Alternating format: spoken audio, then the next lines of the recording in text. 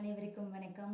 கோகி news சேனலில் இன்னைக்கு நம்ம பார்க்க போகிற வீடியோ பதிவு என்னென்னு கேட்டிங்க அப்படின்னா, அதாவது முகம் பெண்களாக இருந்தாலும் சரி ஆண்களாக இருந்தாலும் சரி, நம்மளுடைய முகத்தில் ஒரு கரும் புள்ளி கூட இருக்கக்கூடாது, ஒரு பரு மாசு மறு இருக்கக்கூடாது அப்படிங்கிறதுல எல்லாருமே ரொம்ப தெளிவாக இருப்போங்க.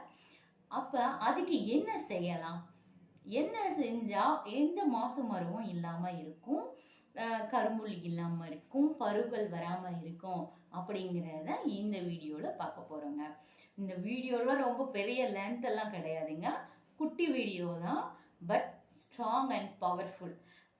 என்னங்க, எல்லா க்ரீமும் யூஸ் பண்ணிட்டோம், எல்லா ஃபேஷியலும் நம்ம ட்ரை பண்ணிட்டோம், எல்லா யூடியூப் சேனலில் சொல்லக்கூடிய எல்லா ஒரு மருந்து பொருளாக இருந்தாலும் சரி, ஜாதிக்காயாக இருந்தாலும் சரி, ஈவன் என்ன சொல்கிறது, நாட்டு மருந்து கடைகளில் கிடைக்கக்கூடிய பொருட்களாக இருந்தாலும் சரி, க்ரீமாக இருந்தாலும் சரி, எல்லாமே நம்ம யூஸ் பண்ணி அழுத்து போயிட்டீங்க, நீங்கள் என்னங்க சொல்ல போகிறீங்க அப்படிங்கிற ஒரு தாட் வரும். இதை எடுத்த உடனேவும் அதுக்கும் ஒரே ஒரு பொருள் தாங்க இருக்குது, அதுவும் நீங்கள் சொல்லக்கூடிய அந்த காஸ்மெட்டிக்ஸில் விற்கக்கூடிய ஒரு பொருள் தாங்க இந்த மாயத்தை செய்கிறதுக்கான காரணம்னு கூட சொல்லலாங்க. அதாவது நான் யூஸ் பண்ணுறேன் அப்படிங்கிறத காட்டிலும் தெரியும், என்னோட ஒர்க் பண்ண என்னோட வேலை பார்த்த லேடிஸாக இருக்கட்டும், ஜென்ஸாக இருக்கட்டும், என்னோட பழக்கமாக இருக்கக்கூடிய என்னுடைய சொந்தங்களாக கூட இருக்கட்டும், அது எப்படி என்ன போனாலும் உன்னோட முகத்தில் மட்டும் எந்த பருவமே இது வரைக்கும் வந்தது கிடையாது, எந்த மாசு மருவுமே இருந்தது கிடையாது, அதுக்காக நீ என்ன யூஸ் பண்ணுற அப்படிங்கிறது கூட கேட்டுக்கிறாங்க. நான் வந்து இன்னைக்கு நேற்று யூஸ் பண்ணுறது கிடையாது இந்த பொருளை, கிட்டத்தட்ட ஒரு 14 வருடங்களாக இந்த ஒரு காஸ்மெட்டிக் மட்டும் தான் யூஸ் பண்ணிகிட்ருக்கிறேன். அதுவும் எப்படி யூஸ் பண்ணுறேன் அப்படிங்கிறது தாங்க விஷயம், அதை மட்டும் நல்லா தெரிஞ்சுக்கோங்க. யூஸ் பண்ணுறேன், எப்படி யூஸ் பண்ணுறேன் அப்படிங்கிறத கண்டிப்பாக தெரிஞ்சுக்கிறணும். நீங்கள் ரொம்ப சிம்பிளான ஒரு காஸ்மெட்டிக் தாங்க இது. நீங்களே பார்த்தா தெரியும், இது பேர் வந்து வீகோ டர்மரிக். வீகோ டர்மரிக் ஸ்கின் க்ரீம் தான் இது. இந்த வீகோ டர்மரிக் மாத்திரம்தாங்க நான் யூஸ் பண்ணுறேன். அது எப்படி யூஸ் பண்ணுறேன் அப்படிங்கிறத சொல்கிறேன் கேளுங்க.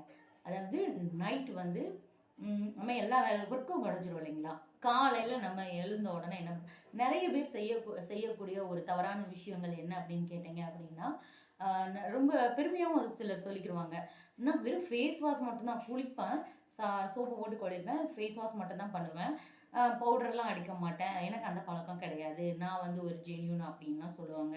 அது ரொம்ப ரொம்ப ரொம்ப ரொம்ப ரொம்ப தவறான ஒரு விஷயம். அதாவது நம்மளுடைய ஸ்கின் டைப் வந்து பார்த்தீங்க அப்படின்னா 3 விதமாக இருக்கும், ஹார்ட், சாஃப்ட் அண்ட் சென்சிட்டிவ்.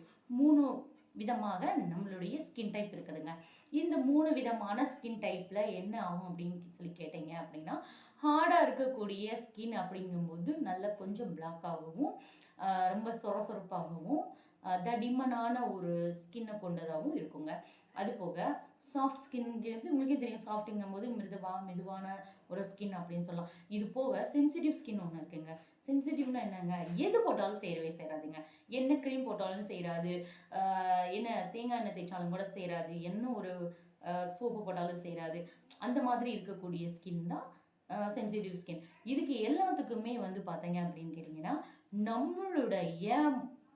நம்மளுடைய தோள்களில் உள்ள போர்ஸ்ன்னு சொல்லுவாங்க, போர்ஸ் அதாவது ஹோல், நம்மளுடைய ஸ்கின்னை நல்லா நீங்கள் விரிவாக்கம் பண்ணி கையில் கூட நீங்கள் பார்க்கலாம், அதில் வந்து நம்மளுக்கு ஹேர் இருக்கும், அந்த போர்ஸ்க்குள்ளே பார்த்தீங்க அப்படின்னு கேட்டிங்கன்னா, இந்த போர்ஸை டைரெக்டாக நம்ம அதாவது சன்லைட்டில் டைரெக்டாக இந்த போர்ஸ் படும்போது அதற்குள்ளாக இருக்கக்கூடிய ஒரு விதமான திரவம் வந்து சுரக்க ஆரம்பிச்சிடுங்க. இந்த திரவம் சுரந்து தான் நம்மளுக்கு ஆயிலாக வெளியில் வர்றது. ஆயில் நிறைய பேருக்கு வந்து பார்த்திங்கன்னா ஆயில் ஸ்கின் வந்து அப்படியே ஆயில் ஸ்கின்னாக இருக்கக்கூடிய வெளியே வருங்க. அப்போ தான் அந்த சன்லைட் டேரெக்டாக ஃபேஸில் படும்போது, உடம்புல படும்போதும் அந்த இடத்துல ஆயில்ஸ் இன்க்ரீஸ் ஆகும்போது என்ன ஆகும்னு கேட்டிங்க அப்படின்னா, பருக்கள் வருது, மாசு மருவாகிறது. அது போக அந்த டெட் செல்ஸ்ன்னு சொல்லுவோம், அந்த இறந்த செல்கள், சன்லைட் மூலமாக இறந்த செல்கள் அந்த இடத்துலையே படிகிறது. இது தாங்க விஷயம். இதுக்கு நம்ம என்ன செய்ய போகிறோம், ஒன்றுமே நீங்கள் பண்ண வேணாங்க.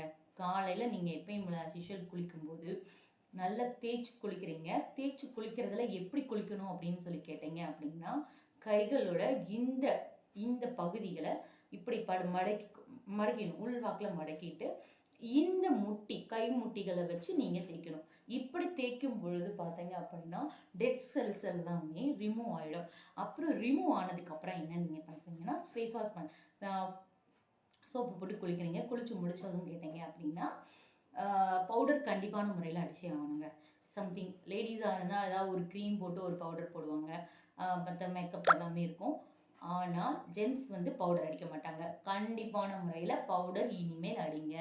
அப்படி அடிக்கிற பட்சத்தில் இந்த போர்ஸ் வந்து நம்மளுடைய ஃபேஸில் இருக்கக்கூடிய போர்ஸ் எல்லாமே க்ளோஸ் ஆகுது. பவுடர் அடிக்கும் பொழுது அந்த பவுடர் அந்த ஹோல்ஸில் உள்ள ஃபுல்லாக ஃபில் ஆகிடுச்சு. அப்படி அந்த ஹோல்ஸ் ஃபுல்லாமே ஃபில் ஆகிட்டுன்னு பார்த்தீங்க அப்படின்னா சன்லைட்டு படும்போது அப்படி கேட்டிங்கன்னா போர்ஸ் உள்ள அந்த சன்லைட்டோட அந்த இது படியாது.